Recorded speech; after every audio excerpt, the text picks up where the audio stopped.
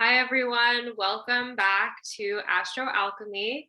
I'm Sarah. This is Laura, and we are back for another week of basically talking about what's happening from the human design, gene key, and then also a little bit of the astrology perspective.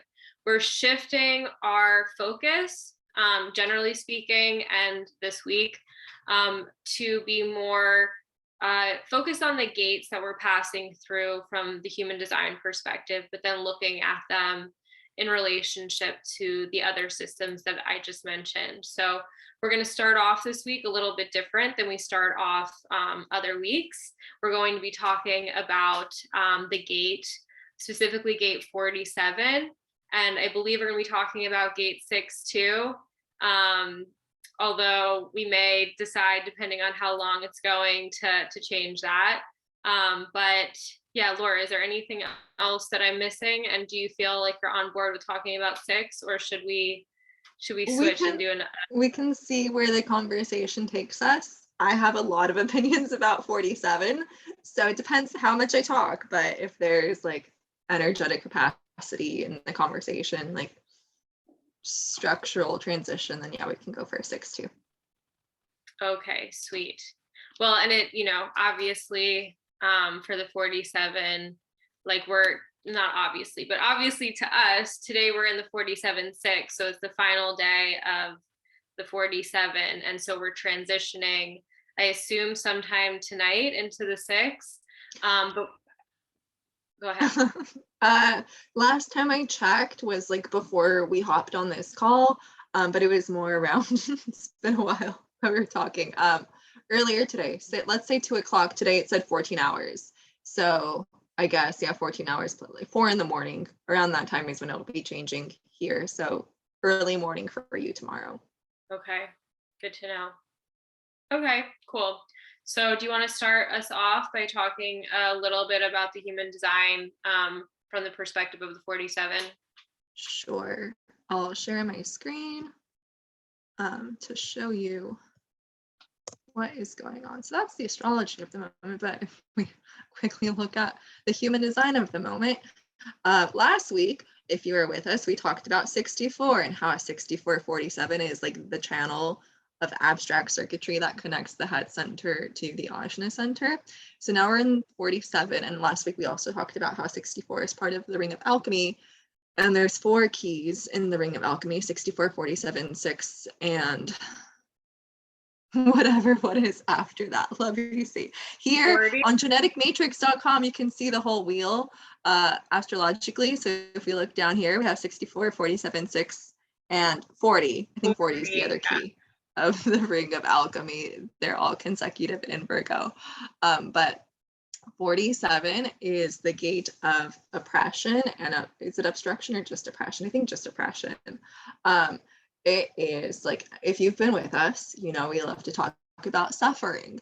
Suffering is the heart of this particular gate. Actually, we'll combine human design and gene key. So if we look at gene key 47, it's the shadow of oppression, the gift of transmutation, and the city of transfiguration, with the victims and the shadows being hopeless and dogmatic, with its programming partner 22 being over here in the emotional solar plexus, and 22 is dishonor, graciousness, and grace. And here's that ring of alchemy. So just screenshot that in your mind as I undo the screen share. But 47 is the heart of suffering, and I think it's like, this is my home. Like I shared last week, I have 64, 47. And so I'm quite familiar with the energy of 47. From the human design perspective, it's like the energy that puts the puzzle pieces into place. If we think about 64, 47, let's just like actually take a few steps back. If you're new with us, let's explain all the logistics, because I'm a 5-1 and I have to explain everything. 64, 47 is a mental energy. It connects the questions and inspiration we have of trying to understand the past, understand the confusion of the past, by conceptualizing it with like picking out how everything makes sense from the past to make sense of it in 47. And so 47 is how we assemble the puzzle, how we assemble all the thoughts and all the mental pressure that's coming into our heads, how we see resolution through the chaos. Oh no, I had a great analogy of it earlier today when I was like thinking about things to share, and of course, like on the spot, they just zip out of my mind. It was about like the connection between 64 to 47 to 11. Runaway train. Yeah, we have 64, it creates like the pressure to sort out the confusion. Like there's confusion, mental confusion, and there's the pressure to figure it out. With 47, maybe I have to talk more about 47 for like whatever it is to come to my mind. But if we look at that abstract circuitry, so like scroll back through this video to look at it. But we have 6447, and that energy, when it crosses through the ajna, it goes out to the other side to the 1156. And that's all part of the same abstract circuitry. And that deals with experiential energy. How are we experiencing something? What is it feeling like for us when we go through the process of understanding something or feeling it out in our bodies? And based on that experience, what are our thoughts or ideas about it? Or what can we share about what we learned through the experience versus logical circuitry on the other side with the 63-4, which moves over and crosses through the 1762. That's about looking for answers and solutions and patterns and trying to understand information in a very logical and strategic way to make sense of it, rather than just going through the process and letting things unfold in their own divine timing. But I feel like I'm getting ahead of myself. So like that energy connects. But going back to 47, 47 is the heart of suffering. It's oppression. It's experiencing adversity. And actually, I'm going to screen share again because there's a great little website I found that shares the dilemmas of the 64 gene keys. So if you listen to the contemplative audios by Richard Rudd, which is like he recorded them in addition to the book that he wrote, the Gene Keys book, but he'll mention dilemmas when he talks about the shadow. There's a dilemma that each shadow goes through. And with 47, it's ownership, which refers to the fact that we need to own our suffering. We need to say like, yes, this suffering is here for me. I'm owning it. I'm experiencing it. There's something here.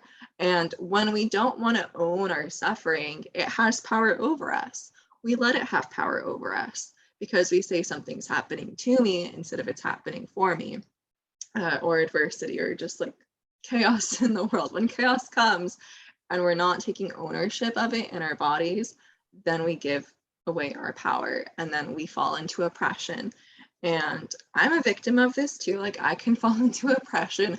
For me, it's usually at the Romans. Just like there's something about ancient Rome that rubs me the wrong way. And I don't like this about myself. I wish I had compassion for ancient Romans, but I don't. And like they achieved great things. And yet I just like, I don't know if it's a past life thing, but I'm like, those ancient Romans, who did they think they are? And so this is like the historical karma of suffering. If you read the book Gene Keys, chapter 47, Richard Rudd talks about karma being a collective journey that we all experience. And so like we have karma that we accrue, but it's more of like bigger ancestral lessons that come to us.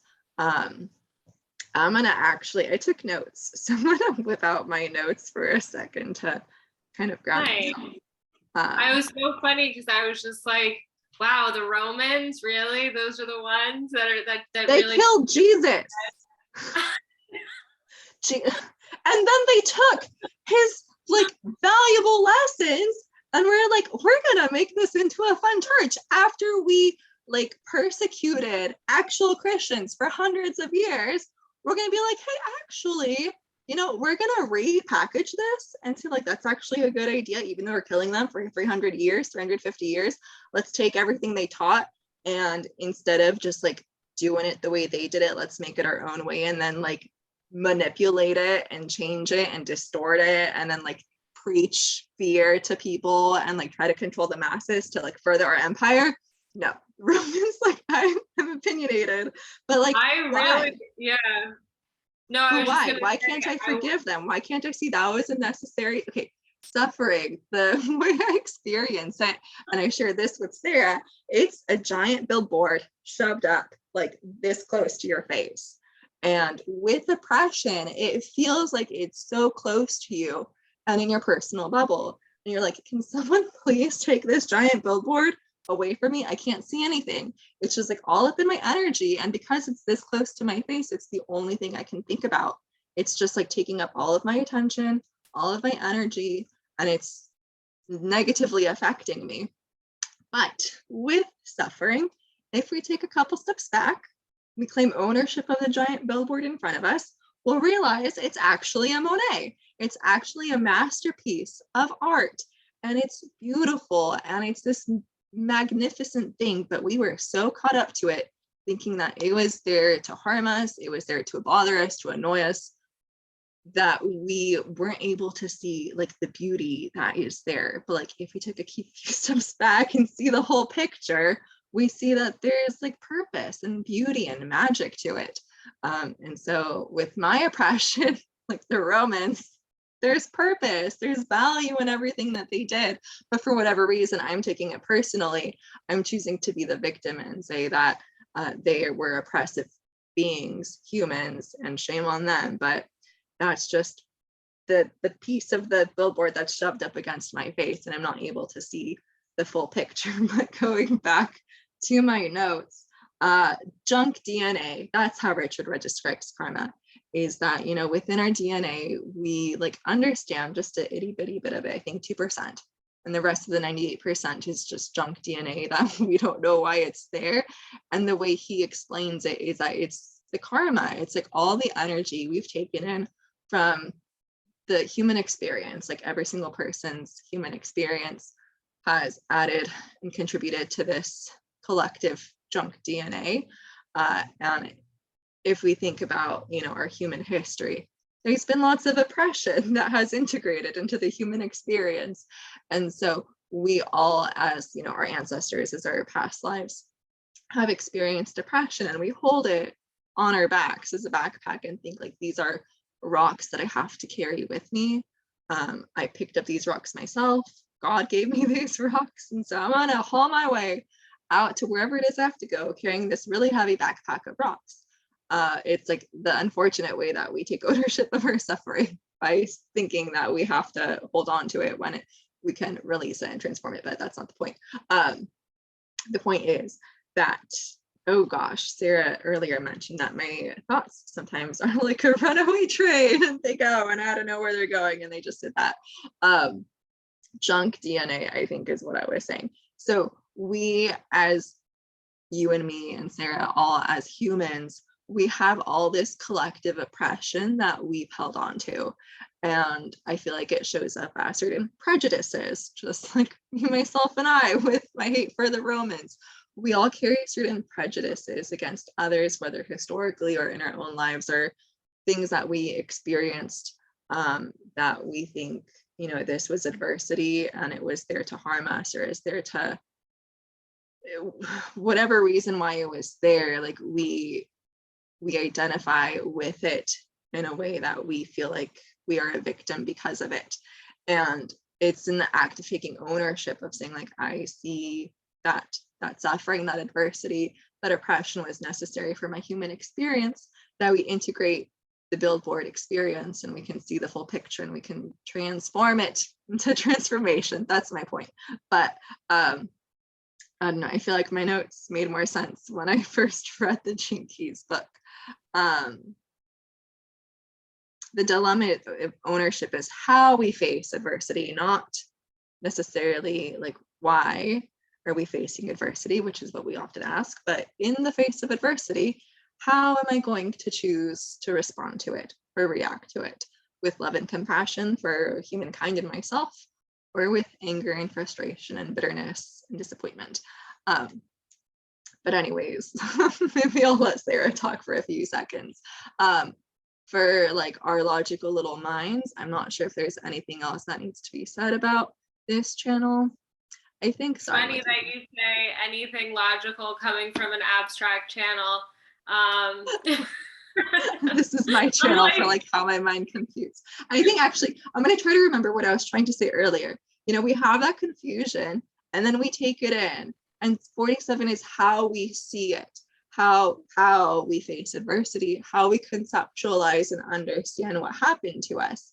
And then based on that experience of how we see things, based on our own internal experience of them, because it's abstract, then we form beliefs about them. And then we move into 11 with the shadow of obscurity and the gift of beliefs, or whatever it is, the dilemma of beliefs. We then let those beliefs shape our reality and shape how we function as human beings, because we glue ourselves to them. Like when you have a belief and you integrate it as a part of you, you identify with it and you're like, this is how the world works. Like I've experienced it, I have evidence of it. This is how the world works. Like can't convince me otherwise, because like I have firsthand proof. Like see this happen to me, see that happen to me, see that happen to me. This is how it is. And then we fall into the shadow of obscurity, of not being able to realize that beliefs are just part of the human experience and they change just like anything else. That's what my thought process was of 47, is how we integrate that mental pressure into our mind that shapes the way we view our reality and what's happening to us, the lenses we have around our eyes. Okay, Sarah, you can talk. No, yeah, I think it's some interesting things to note is just that as I was going through my own, I guess, left rightness. So I didn't write anything down, but when I was going through my own mental notes, I was thinking about how the abstract process is inherently goes along with the emotional wave. So maybe you can touch on that in a little bit, but I found that to be interesting because, you know, even though the 47 is a mental process, it leads to the next the next gate, to a gate that's coming out of the emotional center, the 6. And I don't know if leads to is the right, but in order, the next gate is the 6, and the 47 6. So we're in the 47 6 today, right now, and Lora has it as a part of her culture. Just to blow up your spot, but leads to the 6 1. And so I was just thinking about how those two things coalesce, because one of the ideas that, you know, makes this gate difficult, I guess you could say, to deal with in general, is just the fact that we're wanting to make sense of the human experience within the 47, and yet the human experience is inherently like abstract, non-linear, fractal in nature, non-logical in a lot of ways, and it's really difficult to make sense of it. And so it adds a lot of pressure on the mind, or I guess you could say the not self mind, which is where a lot of, I think, the oppression comes from when it comes to this term in like, we don't know why we're getting oppressed. Like you were saying, like when you're this close to the billboard, you can't see what the bigger picture is. Like maybe the bigger picture hasn't been fully painted yet. And so you just have to be like, okay, like I'm just being oppressed. This is what it is right now. Not that I'm very good at that, but that's apparently what you're supposed to be doing. And then it leads to the 6.1, which we may talk about today or at a different time. But the 6.1 is about understanding, considering that there's oppression, how do we handle our resources when it comes to relationships, or when it comes to the fact that we have to deal with oppression, and it's like only giving your resources towards relationships that truly matter. And so I just thought that was an interesting kind of like the move from the 6 to the 1 is now something that I'm tracking for, I don't know why, probably because I fell into a hole about the nature of the lines when it comes to exaltation and detriment for the planets. And it's funny because like I was like, at the beginning of this, we decided to switch from doing planets and transits first to doing gates and gene keys first, and now I'm like, I don't know where I am. Like we're I was like, I have no idea what I'm talking about. Like I was like, it's fine. And then it actually happened. And I'm like, I don't remember anything that I had read, but that's probably because I read the 6 after I read the 47. Um, but yeah. And wait, what was the reactive The reactive progressive. um hopeless and dogmatic. So with hopelessness, you can be caught up in like, why is adversity happening to me? Like, what's going on? There's no light at the end of the tunnel. What is wrong with the human experience? Why do we have to suffer here? Blah, blah, blah. I've been there, but there is a light at the end of the tunnel. It's called transmutation and transfiguration. It happens. But with dogmatic, that's when you can be caught up in what I said earlier about like it funneling into those belief systems we have and saying like, nope, this is the way it is, and kind of being pessimistic about it. For reference, the keynote for line 6, so today we're in line 6 of 47, is futility. So it can be like, what's the point of all the suffering? It's futile. We're just here to suffer. Which, yeah, I've questioned that a lot. I've had a spiritual journey story time from Lora, just for reference. Where do I want to start? So my spiritual journey started a long time ago, but in the past, I feel like it was due to certain transits, but in the past decade or so, how long has my spiritual journey been? Like, I'm not that old. Let's scratch that. Let's be more specific with years, like 2015, 16, 17, I think, or darker years of my spiritual journey, where I had a lot of mental health issues, depression, futility. I was like in futility, like adventure park, like theme park for futility. That was my homeland. I was going on roller coasters of futility and depression. And when I was like in the deepest, darkest shadows of the night of the soul, dark night of the soul, whatever you want to describe it to be, I would often ask myself, like, what's the point of experiencing this? Like, why do we humans go through this journey of suffering, of depression, of like not wanting to be here, not wanting to be human? Why are we even here? Like, what's the point of being human? Why do we come to this planet? Which, another tangent, maybe I'll share today, maybe I'll share a different time. Kind of awkward, but going back to my point, I had a download during this dark time, which was that some of us are here to experience the heaviest energies and the darkest of the dark, to transmute them for the collective, because not everyone can withstand this level of pain and suffering and oppression.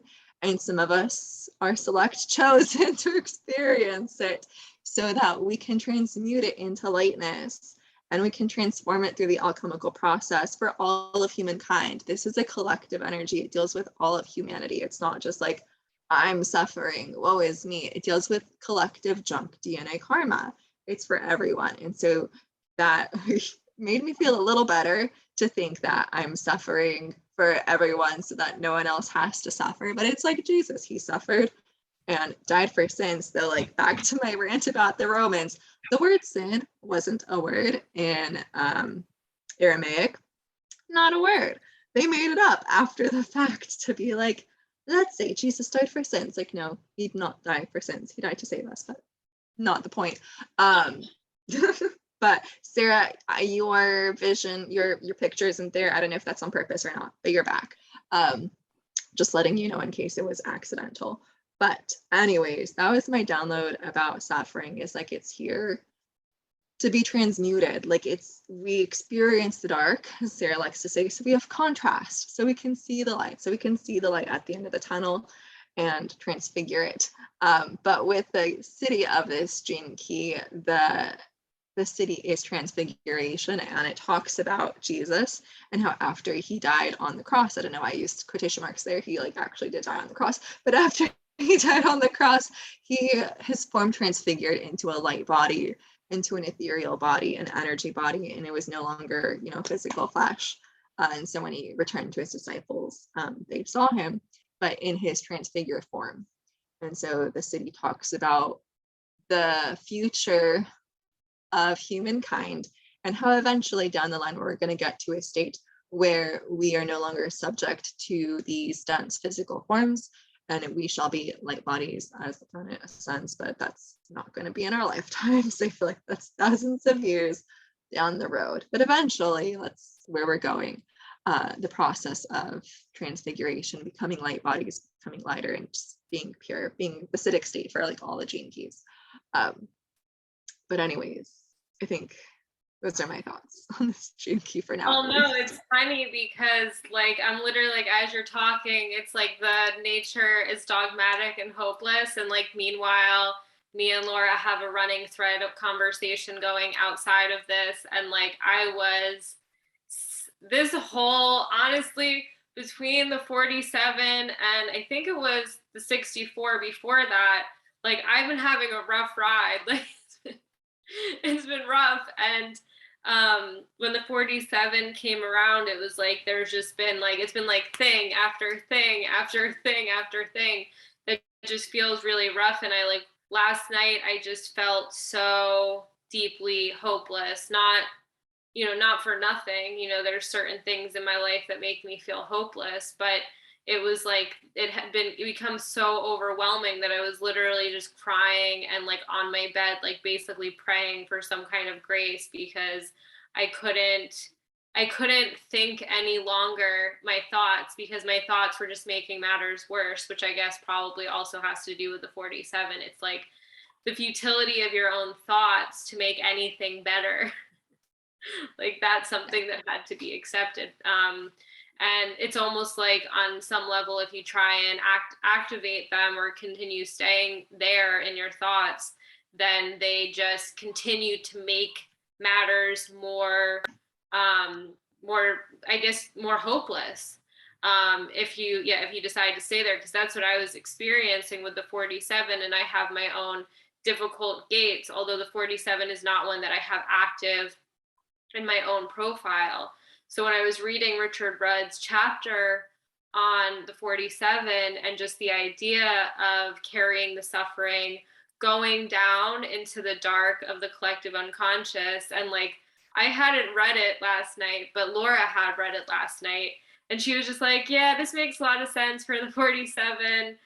She said it nicer than that, but she was just like, yeah, like maybe the suffering doesn't have to do with the surface level thing. Maybe it has to do with something deeper, right? Something that's in the collective. And like, lo and behold, well, not lo and behold, like I kind of know that it has something to do with what's in the collective, but it's a matter of like being the type of people that are willing to actually face the collective suffering instead of trying tamping it down or repressing it or pushing it down. That is kind of like being Jesus on the cross, not to compare ourselves to Jesus, but like that's the idea of taking on the suffering of the collective and realizing that when you're deeply suffering, you're from something in your own life. So like the surface level thing, it may actually be indicative of a deeper collective suffering that's taking place, especially with the abstract process. So going underneath the hood and seeing what it is. Although I will say, like, I was surprised at your total disdain for the Romans, because I didn't realize that's where you were. That's where all of the suffering. We were just like them, like, that's where all the oppression you were feeling. Not all my oppression, but I have a lot of 64-47 people in my life. My father is one of them, and my parents, aunts, uncles, cousins, like there's a lot of us. But my father, to pick on him for a little bit, he carries a lot of that oppression, and he has a lot of prejudice and opinion about different cultures. To say it nicely, he's a little racist and anti-Semitic. Like he's very opinionated, and when he shares about these opinions, he'll go into history and bring it, like, look at what they did at this time, look at how they didn't care at this moment, like look at all their faults based on this collective historical energy. Look at everything that they did. And so during this transit, all of a sudden, like, and we come here intending to like speak to these gene keys in a timeless way so that they can be referenced all year long, but we're very strongly influenced by neutrinos, and so when a transit comes along, we feel it more intensely, as evidenced to Sarah and myself. So like in my reality, all of a sudden conversations about oppression are like popping up, and then they trigger me because I don't want to deal with confrontational energy about my beliefs and opinions about other cultures and other people. Because if I don't agree with you, like I don't want to get into a debate about why I think differently than you. My father has no issue debating about his opinions, and or not even debating, just like trying to prove his point to everyone and say he's correct. But so this past week, with this energy being extra active, it's just a constant conversation about oppressors. And when we see a quality in someone, it's a reflection for us, especially if that quality bothers us. Life is a mirror. And so if you're noticing, I feel like mirror energy is even talked about in this Gene Key chapter, but if you're noticing someone bothering you and feeling the energy of like, or adversity, it's probably because there is a piece of you that has that energy that you dislike about yourself, or you don't want to face about yourself. And so I noticed myself mentally pointing my finger at this person, my father, for his heavy opinions and beliefs about oppressors. And then I'm like, who am I to talk? Like, I still have my energetic feelings about the Romans. And it's funny because like I've tried to convince myself not to feel this way, but I feel like there's part of my karma, like I said, maybe it's past life that like takes on this really strong opinion or belief or whatever about them. And it's hard for me to budget and like, please try to convince me otherwise, because I don't like feeling angry at an ancient people. But then, that's to say maybe my father also has past lives that created this energy in him. Like, where did his beliefs come from, to have anger or resentment toward other people? That's, not personal to him, it's historical. So like, where did that come from for him? Junk DNA is probably the answer. But yeah, it's popping up for me too this week, just in the form of like really intense dinner conversation that I'm not enjoying in others. So yeah. Yeah, I mean, I think that's fair. And I think that, it's interesting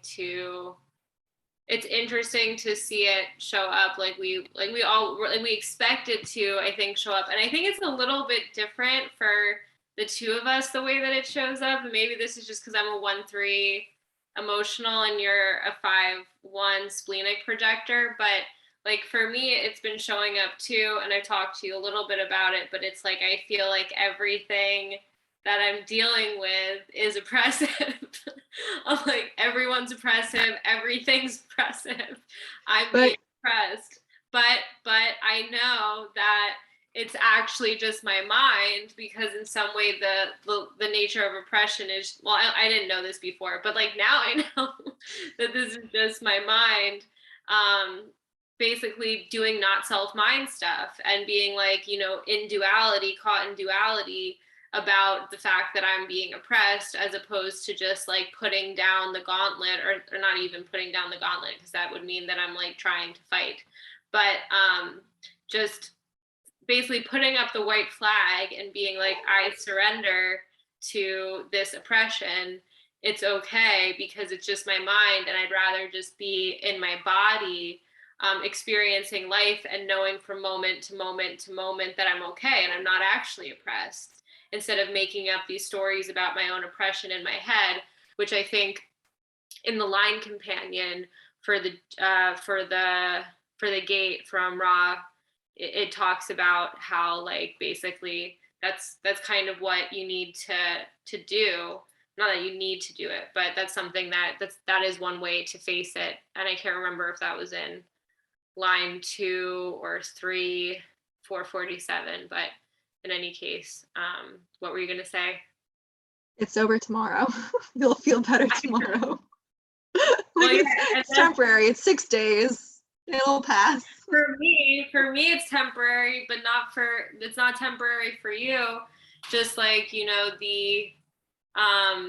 the solar plexus definition is temporary for some people and it's not temporary for me. So, I mean, this is something that you do have to come to terms with, right? If you have it as a part of your chart. And I wonder if it's a little bit different because when channels are all defined, as opposed to just the gates, it may make the energy slightly, well, it makes it different, right? Well, I've come to this temporary, perhaps, hypothesis about whether we feel gates in our chart as shadows or cities or gifts. And my thought process, which I guess it's developing as I speak it out right now, because as I talk, I'm already coming up with more ideas, which is to say that mechanically our design side might manifest more easily as the gifts and cities compared to the shadows. But my counterpoint in my own head as I wanted to say that was if we're living correctly as ourselves and treating our body the way it's supposed to be treated from the human design perspective. Because last week with my 6447 is on my design side. It's my design, which is like the 88 days before you were born chart. Also, there's something else that I wanted to be like, let's explain it, but I don't remember what it was. So I just want to be like, let's explain the foundation. But yeah, I don't remember. But in the human design chart, my red channel 6447, it's my design sun and my design Jupiter. And because it's both, like last week I said, like confusion, I feel like I figured it out. Like I'm not distorted or I don't experience resistance when I face confusion. Like I understand that eventually it's going to make sense and I just have to wait the adequate time period. And same with suffering. Like I previously said, like I had that experience that expressed why we have suffering and why I now not condone it, but am a supporter, not a supporter, but like an advocate for suffering, like suffer, as we've been saying these past few weeks, love suffering. And I feel like that's because my design side understands the gift. It's gone through the gift and it can now see that and not get caught up in the shadow, versus on my personality side, like that's a whole other story with my life's work and my evolution. Like those are difficult. I am in my shadow most of the time for those two gene keys. And am I ever in the gift? I don't know. Like it's very hard for me to like access the gift potential of those gene keys. So I don't know if that's my personal experience, if it's relative to me, or if other people experience it too. Feel free to like reach out to us if you're well versed and want to talk about your experience. I don't know how it is for you, Sarah, but yeah, for me, just like looking at those gates in particular, I feel like it's easier to integrate the gift and to like move through the gift and embrace the shadow when it's on the design side. That's very interesting. Because it's mechanical. The body does it versus the mind identifies. And so the mind, the personality side is like, I'm Lora, I'm having Lora's experience. Why is everything happening to Lora? Why can't Lora do anything? Why is Lora lazy? Why is Lora indifferent? Blah, blah, blah. It's because the personality takes things personally versus like the body just having the body's experience. So yeah, food for thought. Yeah, well, I mean, now I'm really gonna have to chew on that for next week or just after this call, because I'm thinking about my 12-3 and my design side and how it has to do with, on the high side, knowing how to back away from social interactions when they're not working properly, and it's like on the low side, being basically self-hating. And so I'm like, is that my body? Like, it's my body doesn't, like, when it's, like, does my, it's like, how do I identify that existing? And like, I guess it would be my body is having moments of not liking myself. And then my personality is judging my body for those experiences. Or like my body has weird moments in social interactions that leads to it feeling inferior, and then my mind and my personality is judging it in some way, shape, or form. But this is the ever unfolding deconditioning process. I certainly can relate to having, you know, consistently the feeling with the 36 and the 6, because that's my personality, sun and earth. So my evolution is the 6, which is what we're going into, but of just not being good at those, like not being good at the gifts, like finding myself in the 36 shadow, which is chaos. And I've gotten better at staying away from chaos, but getting into the compassion side of it has been challenging, to say the least, because well, probably for many different reasons, but I'll just leave it at that. Yeah. I'm gonna correct you. My gate 18 is like correction. It's not getting away from chaos. It's embracing chaos, embracing confusion, embracing loving suffering. I'm not getting rid of my suffering. I'm like, suffering. Like, do you want some suffering? Do you want some suffering? So it's integrating and loving conflict, integrating and loving chaos. But well, like I say that, but inertia and me don't get along, so. No, well, I mean, but it's like, how's this? It's not to get away from it. You're right. That's the wrong terminology, but to release resistance around it so as to not unconsciously create more, right? So it's like being fine with the dollop of chaos that you get naturally just by nature, but not being so resistant to it that you end up magnetizing more of it to you, you know? So it's like that. It's not, you're never going to get away from it. You know, you're never going to get away from inertia, but oops, I just kicked my table.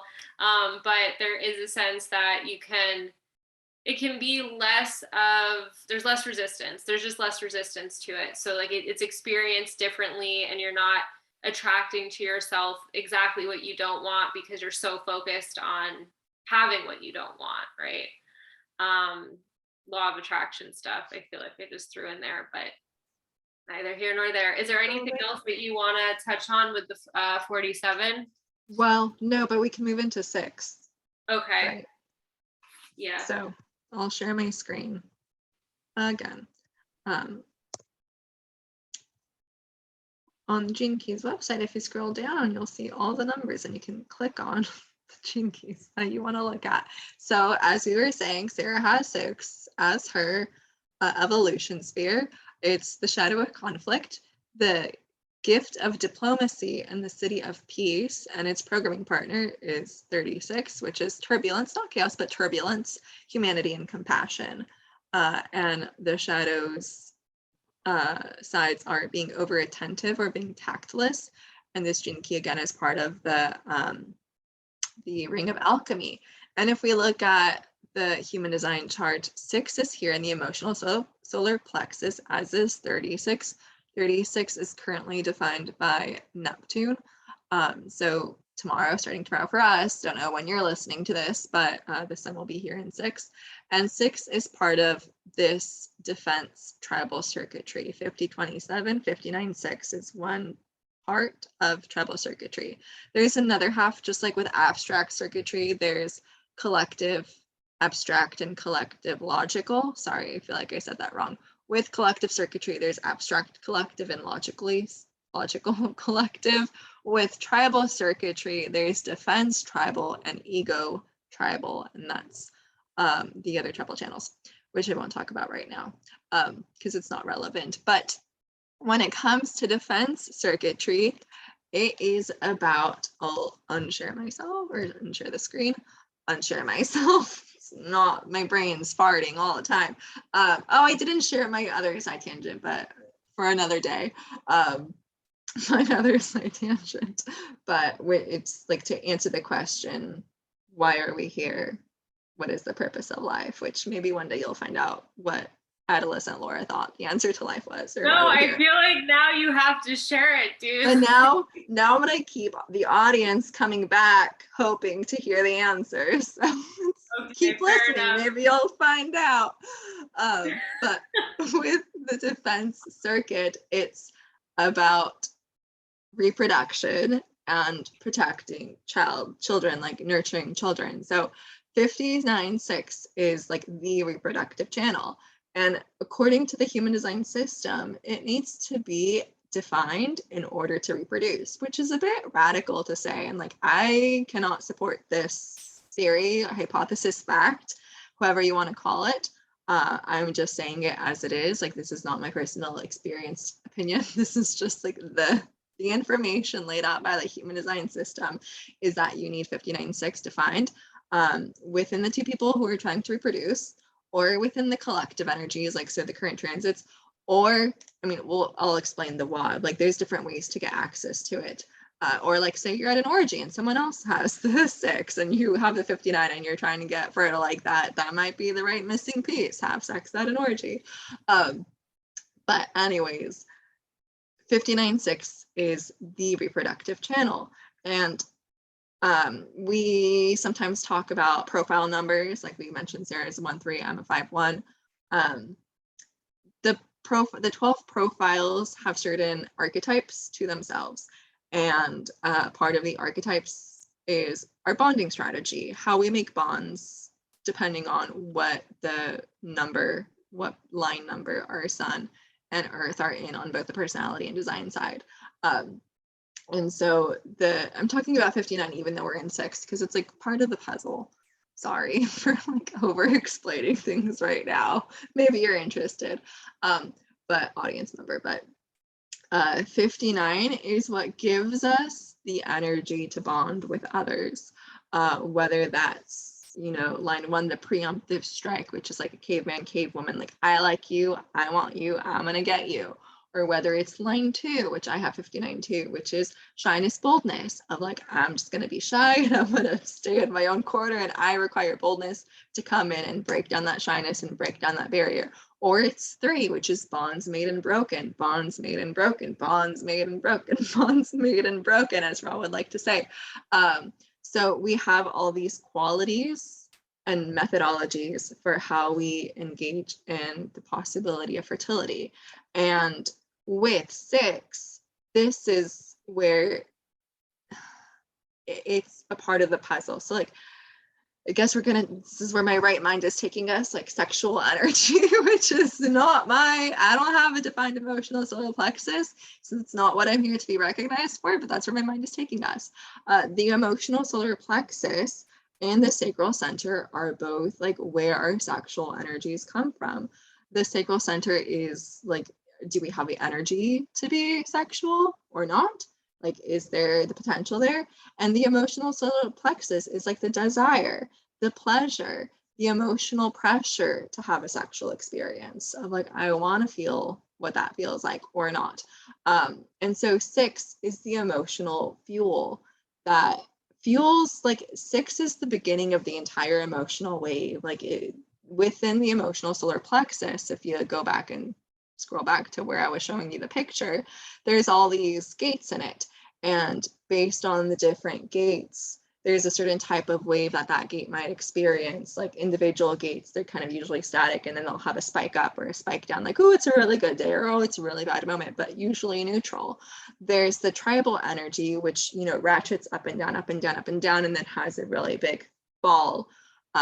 Or there's the collective emotional wave, which Sarah has, so she'll better explain it than I do, but it's this progressional upward movement, expectation, hope, like I really hope it turns out this way, and then the fall of disappointment, of expectations not being met, but the emotions build based off of those expectations. And the very key moment that like initiates emotional energy, like the very first, is it the very first emotional energy that was ever existed? I don't know, but like the initiation of an emotional wave comes from 6. It sets it off into motion through the energy of conflict, through that disruption in energy. If we think about like a wave, it's disrupting light, it's disrupting space because it's moving up and down and pushing other light waves out of the way, like, or a sound, it's disrupting the area around us by like speaking and having a sound wave. We don't think of it as disruption, like especially if it's music, we think, oh, this is nice. But if you hear a screech, you're going to think that's a sound auditory disruption to my environment. But any waves that come out of us, whether or like light that comes from the sun or anything else, that's like a disruption to everything else because it comes in and, you know, penetrates the light space continuum, space-time continuum that is our reality, by creating that change in what is. Anyways, 6 is the root of that, and it's like this primal, is it primal? I don't know. I feel like it's primal because of its defense circuitry, that it's the root to have the desire to be sexual or to reproduce, or not. Like it's because of the sacral energy being a part of the channel, like the energy's there or not. So, oh, I feel like I have thoughts and they're not forming cohesive sentences. Maybe it's time to let Sarah talk when this happens. Is there anything else that my mind would like to externalize? Sometimes I ask myself this and something comes, but right now, no, I'll let Sarah talk. I mean, I was just reviewing some things that I was reading from the chapter in the Gene Keys. And, you know, I think that what you were saying with the 6, it is where the emotional, and I think if you read this also in the Line Companion, it talks about the feelings, moodiness, and one other thing. Like this is the place where like all of those things begin. There's one other that I can't remember, but I find it, you know, having the 6 as my evolution very interesting. There was a bunch of different stuff that Retrograde said about it. And on the one hand, he related this to our pH because our pH levels, the alkalinity or the acidity, has to do with how well we're able to basically this like equanimity that creates kind of this level of protection within us. And so it has to do with barriers and borders and boundaries. And the 6 has to do with 2. He talks about this, I think, in the Gift or in the City, has to do with skin. And when somebody who is supposedly, when somebody is operating at the highest level, their skin is like translucent white, like it glows, because they have this, because this gift, the gift of diplomacy, which is actually the gift of ultimately, or the city of peace, when they're operating at that level, it's like, it's just wherever they go, they neutralize the energy, like within their aura and within their own boundaries.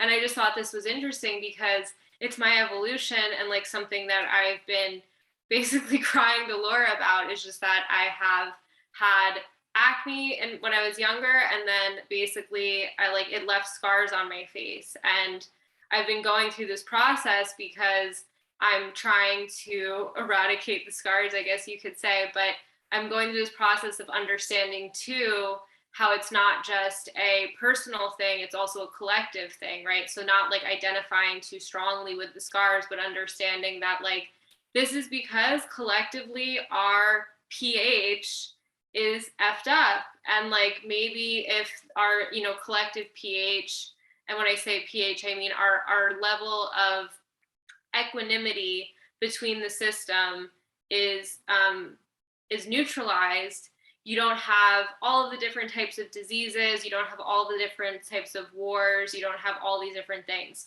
I feel like I'm going on a tangent, maybe because we're still in the 47. But there was a lot of different things that was said too, because one of the six things that I've had issue with in my life is there's 2 qualities to it that when it's operating correctly, it's honesty and timing. And both of those things are used in such a way that makes people lower their own boundaries, lower their own defenses if you're around them and you're operating within the right timing and with the kind of tool of honesty. And it's like having the overactive and repressive nature having to do with people pleasing or Tactlessness.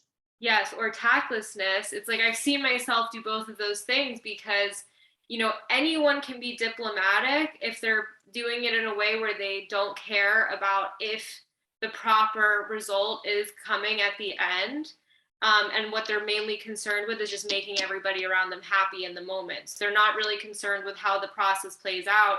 They're just like, how do I make the most amount of people happy with me right now, regardless of if it turns out well or if it's just a mess.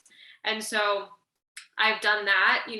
I see myself doing that, where on occasion, like, I will, and it's not so much any longer, but when I was younger specifically, I was really good at telling people what they wanted to hear. I could sense inherently what they wanted to hear, and I wanted to give it to them because it was easier for me in the moment to give them what they wanted than to really understand that there was going to be consequences to what I was saying, and there could be consequences for them or for me. I was more concerned with just like fixing the situation in the moment. And then the tactlessness is like, I can't, I don't know how to say things in the right timing. And I just spread everything out and I say everything that I'm feeling without thinking about whether or not it's the correct thing to say, because it's emotional. You could be saying things at the high end of a wave or at the low end of the wave, and it just blows everything up. Like, quite literally, I've experienced that. So, I mean, seeing that happen, and then the 36, which is the programming partner of the 6, is very nervous. And so there's this back and forth quality between nervousness and defensiveness that I've constantly had in my life, and I've constantly had to, like, it's basically like, I know it very well. I'm very aware of that like back and forth feeling of being nervous and then being defensive because I'm nervous, and then being nervous because I'm defensive, and it being like this closed circuit that just is like repelling people. So I have both, and like and with the 6 being my evolution, it's definitely been difficult, because what it really has to do with, it's like, this energy shows up in every relationship that you're in, because it has to do with this interrelating quality. It really doesn't happen so much when you're alone. So anytime you're in a relationship, this energy may come up. And I think too, it has a lot to do with, and we talked about this a little bit in the beginning, but the masculine and the feminine, and the 6 being this kind of energy that is going out and is assertive and knows how to disarm the feminine, the 59 energy, in a sense, because it's got the right timing and it's coming with a level of truth. And I think that it talks about the battle of the sexes in the chapter, about how the battle of the sexes has to do with this a lot, because of the fact that it's like, until we decide that we are no longer attracted, or like we're going after the opposite sex, there's always the possibility that that we kind of have this quality of like, Laura, do you know what I'm trying to say here? Because I feel like I'm losing my words. It makes sense to me because I read the chapter, but I don't know where you're getting at. Well, read the chapter, you'll understand. Read the chapter and just don't, yeah, no, I mean, but I feel like the battle of the sexes, it's like there's this like impregnable quality that both sides of this will take on. And so it's like, there's no way to dissolve it if both parties are in a defensive or protective posture. And like the 6, if it's acting correctly, it can dissolve the barriers or the boundaries. And so there's this like kind of deep masculine and feminine like education between this channel, I think, in general. But I also feel very strongly that like this has been something that comes up consistently in my relationships, because it has to do kind of with vulnerability. And we can go after something like as a 6, as a line 1, 6.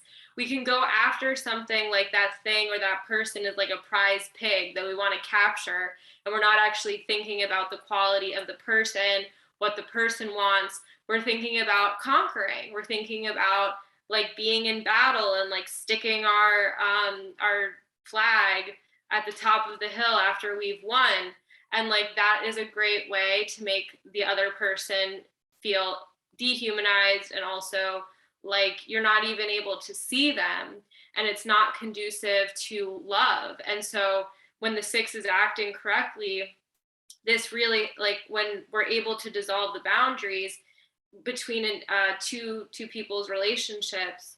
So usually it can be a man or a woman, or any type of loving relationship. It can also be a woman and a woman, man and a man, but just that masculine and feminine energy are able to both kind of melt their barriers. It's like that's when vulnerability is allowed to be there, and that's when love actually can exist, as opposed to it being like this defensive, warlike, conquering, power hungry energy. So does that bring anything to your It does. Like for the war of the sexes and like the energy of conflict being against like the nature of, yin and yang. It's just like the root of all wars, sex. I don't know if that's a saying or like there's a saying that correlates to it, but like if you think back to like the Troy, or I don't know, I feel like I'm gonna botch history right now, but I'm like, you took my woman, so I'm gonna like initiate war on your country for like two rulers against each other. Or I have been reading the Wheel of Time series, and it's like, spoiler, fast forward if you don't want to hear what happens. Sorry, Sarah, you don't have a choice of fast forwarding. But like one of the main antagonists, he's very secretive, and like you don't get a lot of information about him through the entire series. And it's only at the very end do you understand like his deep hatred for the protagonist, and like the reason why he's like issuing war on the entire world is because the protagonist stole the person he liked, which is like ridiculous, but there you go. And so it's like this heart of conflict is, I don't know, I feel like it connects to our capacity of desire, and if we don't have what we desire, we're gonna create turmoil or a sense of turmoil in the world around us, because we're emotionally unhappy. But anyways, I feel like everything you said made sense, and I'm on board with, but I don't know if I have anything else to add. Like I don't have it, so it's hard to talk about it, especially since it's like in the center that I don't have. Something that was actually interesting that's more logical, so makes sense for me. But if we go back to this ring of alchemy, gene keys 40, 64, 47, and 6, we have 6, which is in the emotional solar plexus, which is one of the awareness centers. So it's emotional awareness of alchemy. And then we have 47, which is the mental awareness of alchemy. We have 64, which is a pressure center, the pressure for alchemy to take place. And we have 40, which is the willpower center, which is like the physical energy for it to take place. And like tangenting back to 47, I feel like 47 is like the heart of alchemy, of transformation of baser metal into gold for any process. And it's like it's the heart of this codon ring. But when it comes to this particular gene key, it's like the emotional transformation that takes place, the awareness of how the emotions change when we go from conflict to diplomacy. But yeah, like Sarah said, it's hard to change that when you're experiencing your own emotional energy yourself, and when you're identifying with it, then it's hard to like evoke the energies of diplomacy when you're feeling personally attacked by the world or by someone else. Anyways, yeah. No, I'm still figuring it out. I mean, I'm clearly still figuring it out. I mean, it's not like maybe I'm still figuring it out, because it yeah, like I said, it shows up in every relationship, and like it's very difficult to realize that the other person is you. Like everything is a mirror, because it feels as if you put your defenses down, then you're not going to get taken care of. You're just going to get stabbed, for lack of better terminology. You know, doesn't feel like, oh, like, and that's why it requires courage to put your defenses down, because more courage than it does to keep your weapon raised and your shield like protecting you, because it's like at any moment somebody could just decide to stab you in the heart. And I think that obviously that's not how it always happens, but that's where the defensiveness comes in, because it feels safer to defend yourself than it does to not defend yourself. And, you know, the world has kind of shown us or taught us that, you know, people are more concerned with winning, with power, with all of these types of, with hierarchy, with who's on top, than they are with loving and being in communion with other people, and like, you know, actually having relationships that are fostering intimacy and vulnerability, and not just relationships for clout or for power or for them to look a certain way. And so, you know, it can be deeply difficult to just settle yourself into the gift, which is diplomacy, because it requires you to literally like turn the other cheek. It's like if somebody is being defensive to you or offensive to you, it just kind of like looking at them and allowing them to do it, and recognizing that it's not you, you know, that there was a story that Retrograde talks about it, about a man in a boat. I don't know if you remember this from the chapter, but about how there's a guy in a boat, and I guess there's another guy in another boat, and the boats, I guess, collide or something like that. And the one guy is yelling at the other guy who's in the boat, like, about it. And the other guy is just sitting there because he understands and recognizes that there's nobody in the boat. Like, even though he's in the boat, the second dude is in the boat, like, he's not identifying with himself. He knows that he's just a point of consciousness. And so, like, that's how we're able to turn the other cheek, because we're realizing that we're just experiencing this, right? We're not actually it. And so there's nothing to like defend any longer. And this requires like an ego death, you know, like you have to like let go of your whole everything in order for you to feel like there's nobody in the boat. Because I feel like this is where we embrace passenger consciousness. Or like for the human design analogy, this is where we say like, I'm not identified with whatever this human being experiences, and I'm just going to watch the movie and see what happens. Like from my unbiased energetic, I'm not even a human, I'm just essence floating in outer space. Oh no, what even are we? What even is the passenger consciousness?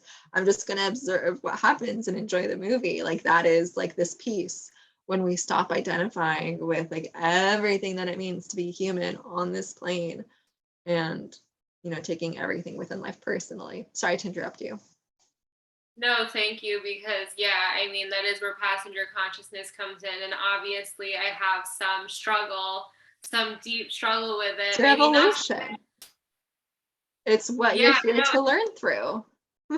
It's my evolution. And it's funny because, and I've talked, maybe not on the podcast, but to Lora, like, I have my left side is more, I guess, I don't want to say immature, but it's more, it's less, I don't want to say evolved either, but it's different than my right side. I have more issues on my left side.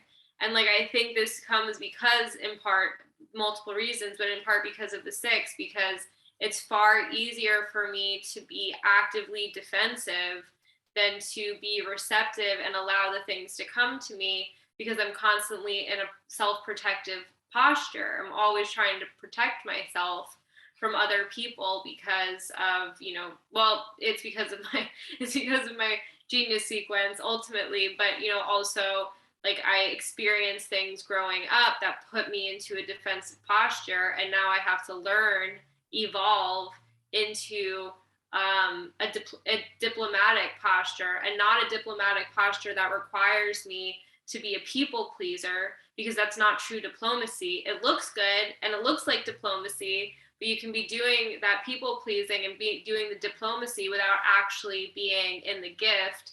You're still functioning at a lower vibration because it's not what is inherently building of intimacy or building of communion or vulnerability between people.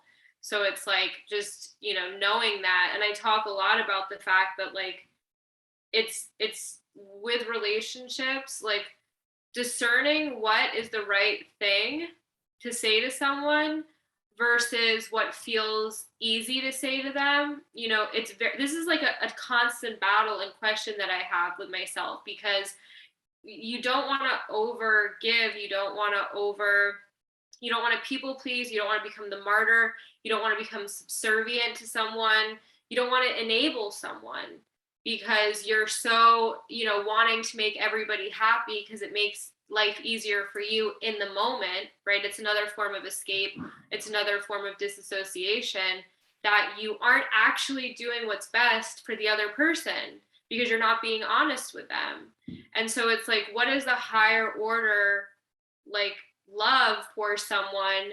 And it's not like, let me be an a-hole because, you know, they need some tough love right now. But it's like understanding how sometimes you have to make people unhappy in order to basically present yourself in a way that's vulnerable and honest and foster more intimacy with them.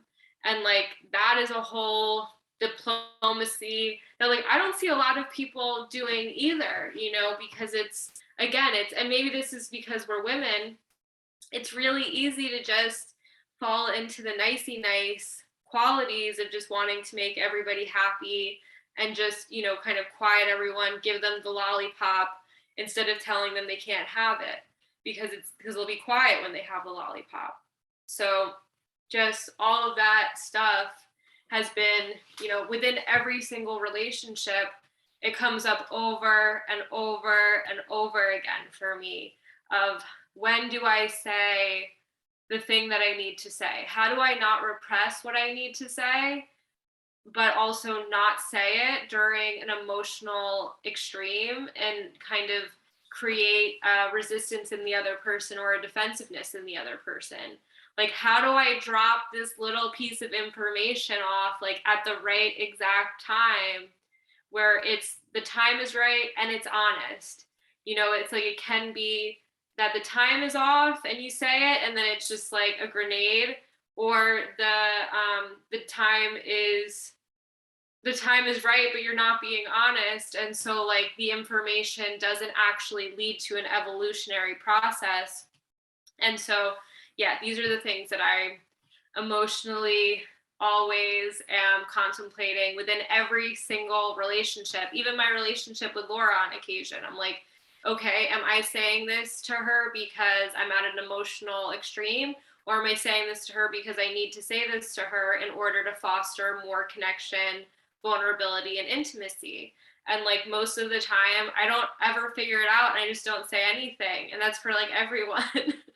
So it's, you know, it's a learning process. And I think that over time, I've difficultly said things that maybe myself 3 years ago, 4 years ago would have never said, you know? So yeah, so there's the 6. Do you want to add anything before we just touch on the astrology?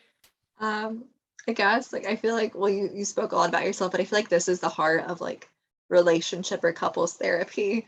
Like, are you being vulnerable? Are you actually communicating your needs to the other and advocating for yourself? Or like, do you expect them to like know what your needs are without you speaking about them? So it's like that bond that exists. I don't know, you did a good job of explaining it, but I feel like whenever I look at posts on Instagram that are related to couples therapy, like it's this it's this in a nutshell. Yeah.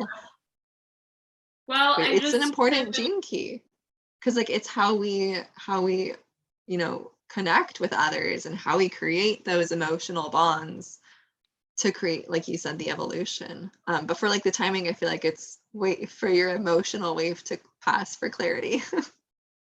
Well, yeah, and then the clarity comes and it's like, whatever, it didn't matter that much, you know? So like, or like the clarity comes and like the situation is so far gone that you're like, I guess I'll just have to respond to that when it comes up next time. Like, you know, so because the timing's off then. It's like you get the clarity, but then the timing is no longer in alignment. So like having like being correct is a lot. And I like how you said advocating for yourself too, because the truth is that if you don't say what you need to say with honesty about your needs to another person, then you will end up in a situation where you're resenting them and then it's not good anyway. So it's like you have to do it for the relationship, even if it's icky or uncomfortable in the moment. And you know, this is probably also to the heart of the ESP in general, of like not of being more likely to speak on truth and not to avoid conflict, right? Like the heart of the ESP is like, it's like it tells the truth if it's acting or performing as it, you know, as it does, and it avoids, or it doesn't avoid conflict. And it's like, this is why, because sometimes conflict is very fertile and it leads to more you know, idea babies or like evolution or, you know, whatever the thing is. So yeah, so I think that probably wraps up the 6 or anything else. If you're listening to this within the week of September 14th or 15th, 2022, then for the upcoming week, this energy is going to be present. So be aware of how conflict and diplomacy and peace are showing up in your life. But if you're referencing this from not the upcoming 7 days, then, you know, it's not relevant right now, except like unless it's like in your chart or in your connection charts with people that you have in your life. But we can move on to astrology. So I'm going to screen share yet again. Oh, I also wanted to share, this is the website that shares the dilemmas. The dilemma for the shadow is protection, which like you covered. You want to protect yourself, and that's why you're defensive. That's why you either avoid conflict or exude conflict. Wow, interesting. Yeah. But here's our chart of the moment. So last week we kind of accidentally forgot to talk about the Pisces full moon. So there's that. Currently the moon has moved over into Taurus and is conjunct Uranus. Though this is a chart from 2:40 earlier today. Now it's 5:15. So it's not super relevant because the moon's probably not at 18 degrees anymore. But yeah, there is a Pisces full moon. So sun was in Virgo, and this was with the 4722 energy, right? Or was, yeah. Was the full moon in 64? 4722. Yeah, it was in 47. It wasn't 64, right? Yeah, it was in Okay. 4722, yeah. Okay. Other things we have going on. I don't know. Do you want to talk about it? I think we have the Mercury retrograde that just happened. And then just to touch on, I think the 4722, although we probably could have touched on it when we were talking about the 47. But yeah, I mean, I think that with this full moon, I mean, on the one hand, it was a Pisces full moon. And so, you know, there's a emotionally yearning quality to Pisces. And it was a release moment. And so I feel like there was a lot of things that were brought up to the surface. Maybe about, like we talked about a little bit and touched on with the full moon, or just before with the gene keys, about how maybe the things that you want are actually reflective of something deeper that's not just surface level, something that is true for you beneath that. So it's like you think you want one thing, but realistically, it's speaking to a deeper level of suffering, pain, insecurity, something like that, instead of it actually being about the thing. So like not, maybe some things were being brought to the surface around why you want the things that you want and what it means if you don't have those things to want any longer. Like there's certain things that give your life this kind of animation and like you think you're going after it, but like what's your life if all of those desires or those goals are kind of just brought down and all you have is like yourself moment to moment to moment to moment? How happy are you? So those were some feelings that I feel like came around during the Pisces full moon. Did you notice anything come up for you, Laura, for the Pisces full moon, since you are a Pisces moon after all? Well, you're Pisces sun, but No, I well, didn't just I feel like Pisces, even though like when we talked about the yang of the yang of the yin and the yin of the yang, to me Pisces is one of the most feminine signs, regardless of it perhaps not being. I don't know which other sign would be the most feminine sign, because Pisces is ruled by Jupiter, and Jupiter is like a more masculine planet. But to me, like Pisces is just, the heart of femininity to a certain degree. And even though Virgo is a feminine sign because it's an earth sign, it has this stronger masculine quality to it, being ruled by Mercury. Even though Mercury is what's the word? androgynous. Yeah, androgynous. It's like he has both organs, or it has both organs. They have both organs. So it's not necessarily like a masculine energy, and yet Virgo has this masculine quality to it because it wants to fix, it wants to do, it wants to course correct, it wants to make stuff happen, it wants to organize. And so like those qualities of doing and taking action and all that, being structured, to me feels very masculine, versus like the complete and utter lack of boundaries and control of Pisces is very feminine to me. So I feel like for me it's coming up as this duality of learning how to implement and integrate the two, and there's a place for both. And it's something that I've previously invoked in my life, or tried to, of like, pretty sure I need to work on my masculinity. Because with my shadow of inertia, I'm just not going to do anything, and I'm just going to avoid all the masculine possibilities that are out there within myself. Some of mine. Sorry? I just said you can have some of mine.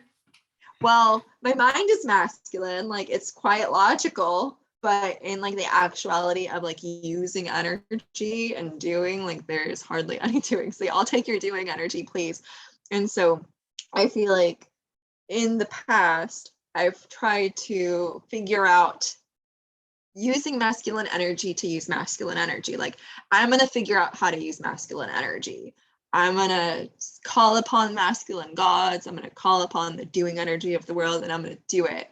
And nothing happened. And I'm realizing that it's like the yin of the yang. I can, within the feminine capacity, call upon the masculine energy and say, I'm going to receive my inner masculine. I'm going to femininely wait for my masculine energy to show up for me.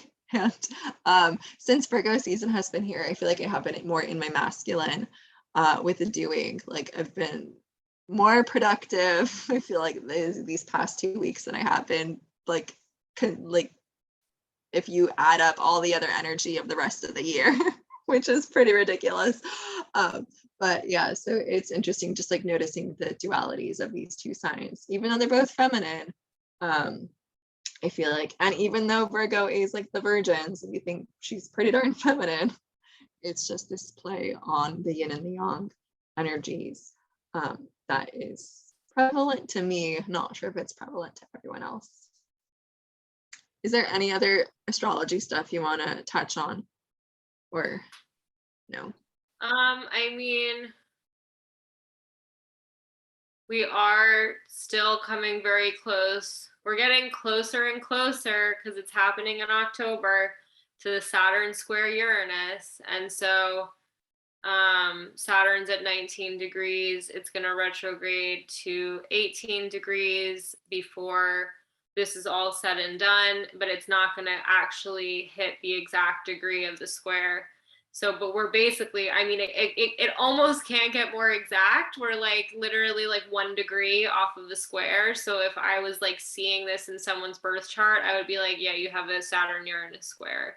And there's something that's very extremely destabilizing about it. There's something very destabilizing about the Saturn Uranus square. And I think that should just be noted, because with all of the oppression that we've been talking about, there's also something that's trying to push some old shit excuse my French, out of the way in order to allow for the new to come through, because we can't have the new unless the old is gone and not taking up so much space. So I think that's something really important to touch on and note. And then we have 6 planets retrograde. I mean, me and Laura don't necessarily think that retrograde planets are the same.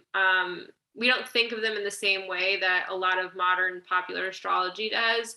But it is something to note, because what I think and what I've said before is these 6 planets retrograde is like, welcome to non-linear time. Like, talk about abstract. Like, we're not in linear time right now. This is like things from like 15 years from now may come up now, and 15 years ago may come up now, that you're able to kind of like, that's all ruminating and moving around in your mind in a way that has to do with different timelines and different qualities of the lessons that you're here to learn on Earth. So it's kind of like where Mercury retrograde is like being like kind of jokey and like funny and like, let me put this in the wrong place. Let me hide your keys, which by the way, we did find, and they were behind my desk on my windowsill, just in case anybody is following. That the rest of the planets retrograding, it's like, yeah, we're not on a linear path. We're on an abstract one. We already know that. Our minds like logical things. It feels better to be in a logical process in some ways to our minds, but it's not necessarily what life is. It's not linear. So I think this lack of linearity, this abstract quality, is very heightened right now with all of these planets retrograde and the square between Saturn and Uranus. So that's all I really want to cover. Is there anything that you want to cover? No, just Saturn and Uranus are part of those 2 planets that are retrograde. And I guess my only additional point is, like I've said before, when planets are retrograde, they're like closer to us. So we're feeling a lot of gravitational influences right now in our world. Like, things are closer, they're more up in our faces, just like that billboard. So we might feel transits more compared to during other times of the year. So just be wary, or not be wary, but just be aware of the things that are happening, and know that they're not happening at you or for you. They're just happening as part of the co-creative universe that we exist in. We're a part of. Yeah, I agreed, and good point there on the end. Okay, yeah, I don't know that I have anything else that I want to cover for this episode. Is there anything else that you want to touch on? No, but we can put her in our little plugs. Give us Okay. some money. Yeah, and I think that we're getting a few more people watching our videos on YouTube, so maybe this is good, and you should go ahead, plug away. If you want a reading from either of us, you can message Sarah. Actually, Sarah just got rid of her Instagram, so I don't know how you can email Sarah at thirdeyekissastrology@gmail.com. Or if you want a reading from me, you can email me at hello@lorazuanicastrology.com. Just like as I was creating the YouTube channel for this, like I could not type in my email address correctly. It would be like hello@lorazuanicastrology@gmail.com. Or just like there was no .com. Like every time I wrote it, it was wrong. And it took me a couple of weeks to realize, like, I know my own email address. So there's no Gmail in there, just hello@lorazuanicastrology.com. But if you reached out to Laura before, try again. Oh yeah, try again if you should. But I think you would have known. Again. I think like if you would have sent an email, your server would have been like, dude, this is not an email. Like, please try again. Yeah. Well, and then I'm not on, speaking of nonlinear time, I needed to get away from social media because it's not benefiting me in a way that I feel like, it's not benefiting me right now in a way of getting me closer to clarity on anything in any way, shape, or form. So yes, I'm off of there. Like Laura just said, thirdeyekissastrology@gmail.com is where you can reach me if you're interested in anything that I am saying. So thank you for being here. If you decided to stick it out. Thank you for listening or watching. This has been a longer episode, so yeah, I think we're gonna experiment with a couple of things in this non-linear space. So Well, we did cover 2 Jin keys, so there's reason for it being longer. But anyways, catch us next week. Yeah, and I hope you guys have a great week. bye.